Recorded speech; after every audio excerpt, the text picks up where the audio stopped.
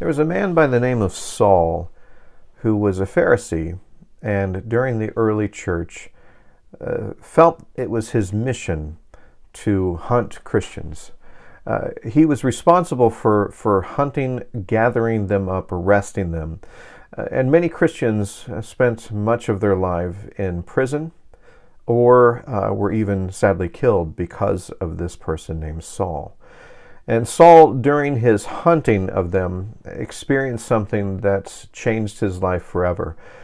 He experienced the presence of Christ in his life. That very presence where Christ appeared to him and said, "Saul, why do you persecute me?"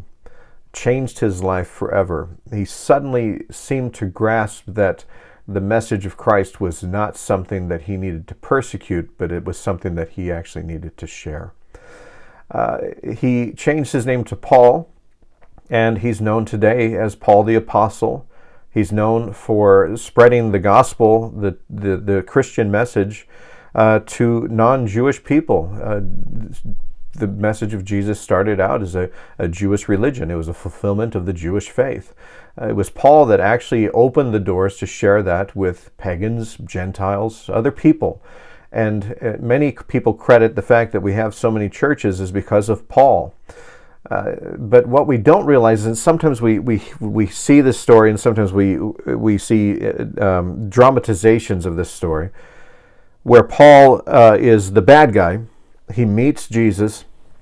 Suddenly his life is changed, and in the very next scene, he's planting churches and starting churches and everything. One of the things that we don't hear a lot is that when Paul had this revelation, when he had this experience, before he did much of anything, he kind of disappeared for 3 years. He went away. And according to him, spent time with God.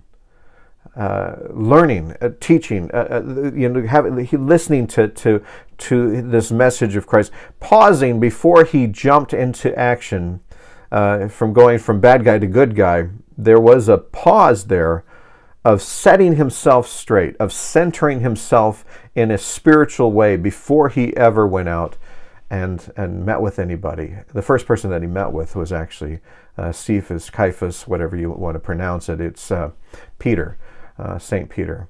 But before he did anything, he took this 3-year pause. When we watch the dramatizations, it looks like it's about 3 minutes. But 3 years of just getting away from it all. I always think about that. And I think about, even the times when each one of us has wanted to change our lives.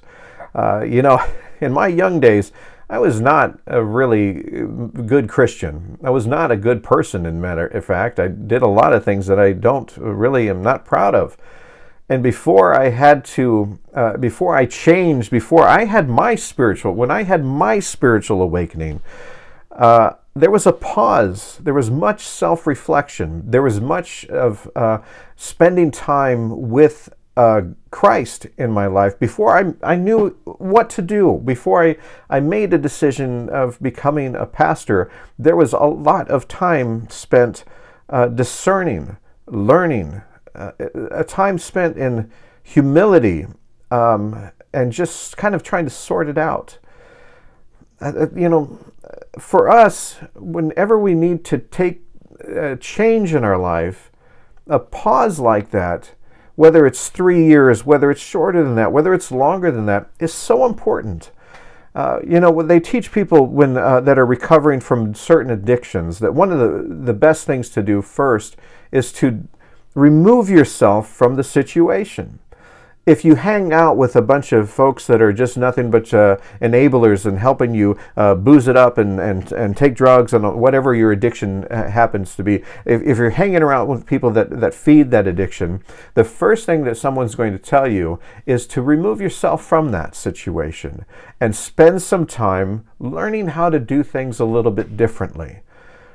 Oftentimes we can do that when we feel pulled in a direction that we're not sure if that's a direction that Christ wants us to be in. Many times today we see people getting caught up into politics, so much so, and politics, whatever, it's not as I'm not as worried about that. What I'm worried about is the zealot nature that people get into, the sucking into either the extreme of one side or another, to where you are obsessed with it, where the only thing that you fill your time with is rhetoric and propaganda, and you find yourself just doing nothing but getting angrier or fearful, or the only action that you get is hating somebody else. The whole idea of just spend up in villainizing another person for who they are. You can get caught up into that hatred and that villainizing of continually hating and villainizing an entire group of people is not a message of Christ. It's not a message of Jesus. Jesus, who spoke to people on the other side. He spoke to centurions. He spoke to Romans. He spoke to Pharisees. He was there for whoever needed him. And we're losing that balance sometimes if we get caught up into that. That itself can be an addiction as well. And sometimes the best thing for us to do is to do what the Apostle Paul did and separate ourselves from things. To take a pause, to spend some time with Christ and truly center ourselves. Whether it's an addiction, whether it is heading toward something that is not healthy for you, I invite us all to take pauses in our lives, to sit back and really spend that time with Christ, to remove those things from our life. If it is an addiction, remove ourselves from those things that are ruining us, and also to spend the time with Christ and rebuild things that rejuvenate us.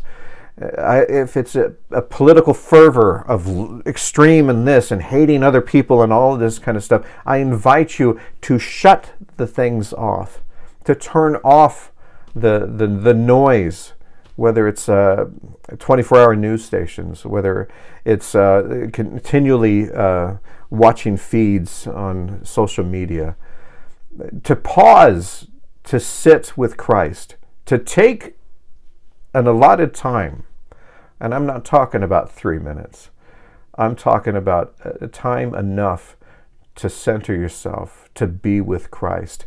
Before Saul could truly embrace his life as Paul, he had to take that time to learn how to do things differently, to learn what his calling from God was. And he wasn't going to get that from other people. He needed to understand it from God.